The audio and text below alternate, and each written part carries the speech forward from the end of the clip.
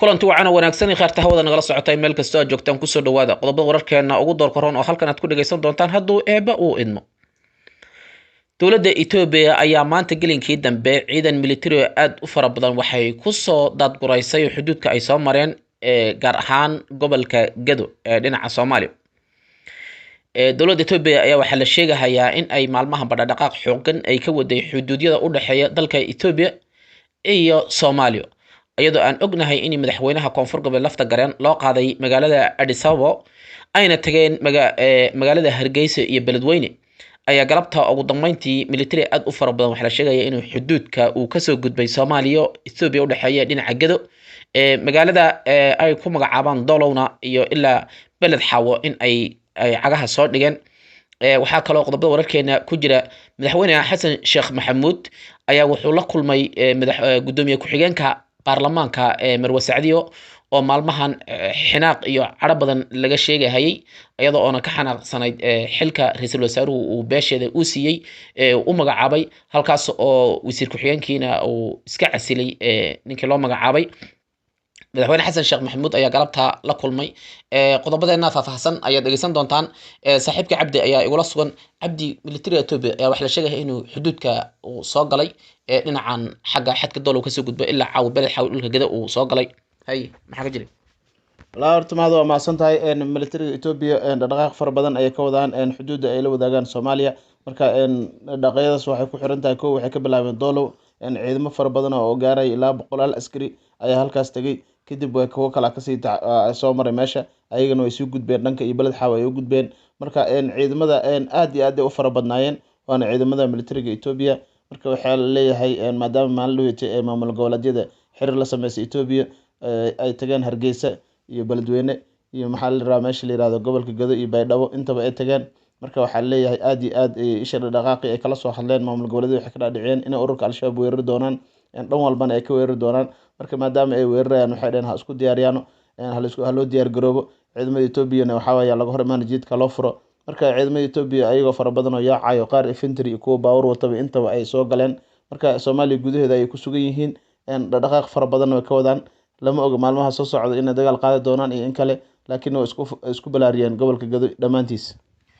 Cabdi, waxaan ognahay maalmahan dambe inay dowladda Itoobiya dhaqdhaqaaq xooggan ay ka waday xuduudka u dhaxeeya labada dal oo ay la kulantay mas'uuliyiin fara badan oo maamul goboleedyada ugu dambeyntii lafta garan waxay ka haysteen laba habeen wuxuu bariyay magaalada Goday saaka subaxnimadana waxa loo sii qaaday Addis Ababa.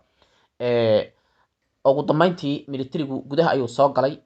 hadda sida wararku ay sheegayaan ururka Al-Shabaabna dowladda Soomaalida ay weerar ku qaadeen dagaal xun baa ayaga ciidamada New Police dhex maray. ugu dambeyntiina ururka Al-Shabaab dagaalka waa lagu jabiyay ciidamo aad u fara badanna waa laga dilay kuwana nolosha lagu qadbay sida ay Itoobiya ay sheegeen. hadda militariga Itoobiya ma weerar buu ku qaadi rabaa Al-Shabaab misane wuxuu xanaaqsan yahay Itoobiya xanaaq waxa haya heshiiska Masar ay Soomaaliya la sameysatay xagee wax ka jira dowladda federaalka Soomaaliya Xasan Sheekh Maxamuud madaxda uu ka yahay iyo Itoobiyana hadda wax xiriir oo ka dhaxeeya ma jiro contacta laakiin se maamul goboleedyada la xiriirisa oo la shaqaysanaysa ciidamadana gudaha ku soo ururinaysa xaalku xagee u socdaa meena fahmin.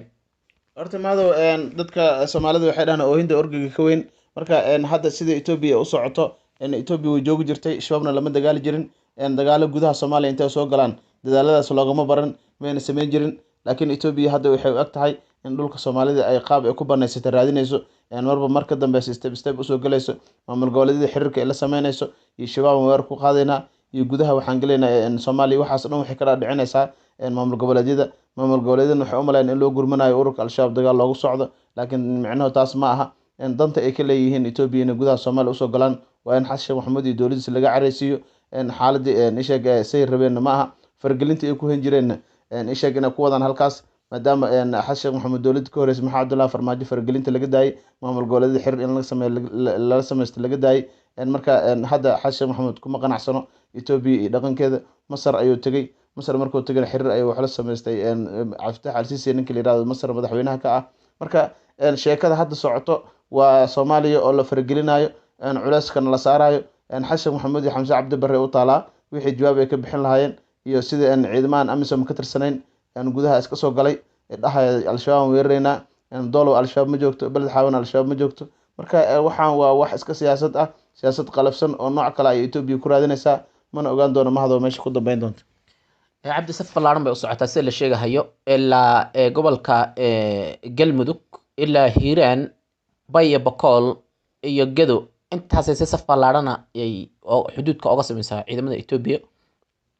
cabsigelintu ma Soomaaliya iyo xasan sheekh maxamuud sida u sheegaysa ay ku wadaan misane ururka al-shabaab bay rabaan inay weer ku qaado ciidamada fara badan oo ciidanka new booliska u badan baa laga laayay, inkastoo ayaga laftooda ay aad u laayeen ururka al-shabaab. rag saraakiil oo aad u fara badan say sheegeen ay ka dileen oo ragga afhayaanka iyo tababarayaal rag ahaa fara badan oo madaxana ay sheegeen in ay dileen. ururka al-shabaabna weli wax war oo kasoo baxay uusan jirin, dadka Ethiopia ay sheegtay inay dileenna wax maqal iyo muuqaal weli laga hayo oo intay banaanka ay soo bandhigeen ay sheegeen oo hebel iyo hebel nagama dilin waa beentood, ama raggii oo si live u hadlay ay soo fadhiisteenna lama hayo. weli sheegashada Ethiopia waxaad moodaa inuu wax ka jiro ururka al-shabaab inay wax soo bandhigi laayeen raggoodii la laayay. hadda ma dagaal ahaan dhibka loo geystay ka cadhaysan yihiin oo dagaal bay qaadi rabaan, bisane xasan sheekh maxamuud iyo masar tambay iyadana yuu dhibku ka socdaa lama garanayo. waxaa jira warar fara badan baa yaa jira.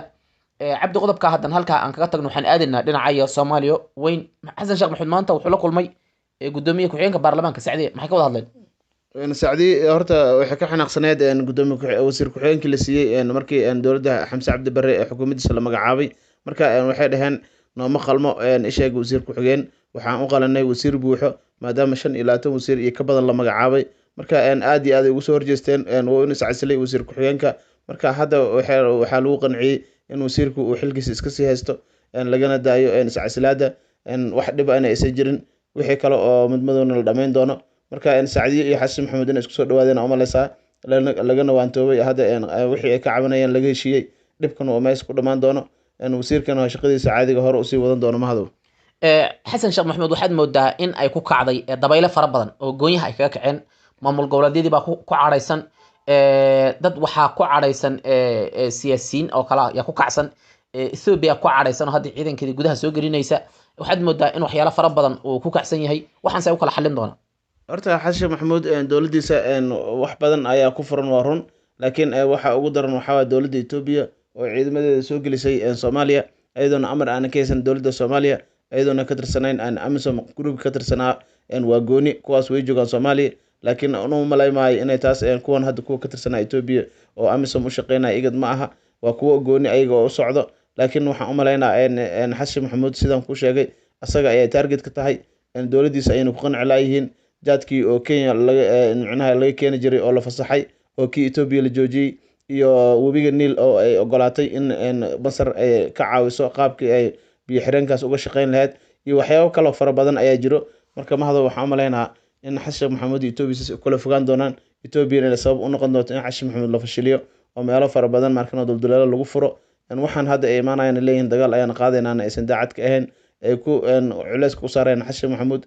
laakiin maalmaha soo socda iyo isbuucii soo socda ogaan doonaa meesha wax ku dambeeyaan, laakiin xaalka sidoo hadda ku socda mahado ma wanaagsana. maamul goboleedyada cabdi su-aasheena ugu dambeysay, maamul goboleedyada maxay u kala dhuuman hayaan dowladda Ethiopia?